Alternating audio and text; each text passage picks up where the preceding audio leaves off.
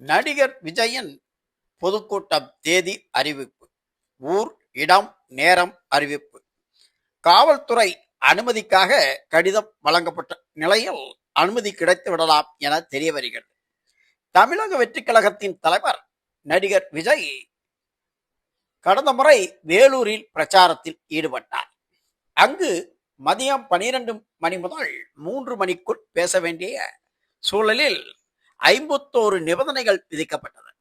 இச்சூழலில் நடிகர் விஜய் வருகின்ற 4ஆம் தேதி தஞ்சாவூரில் பிரச்சாரம் செய்கிறார். தஞ்சாவூரில் உள்ள ஐயாசாமிப்பட்டியில் நடிகர் விஜயின் பிரச்சார கூட்டம் மற்றும் நிர்வாகிகள் கலந்து ஆலோசனை கூட்டம் காலை 10 மணி முதல் மாலை 3 மணி வரை நடைபெறுகிறது.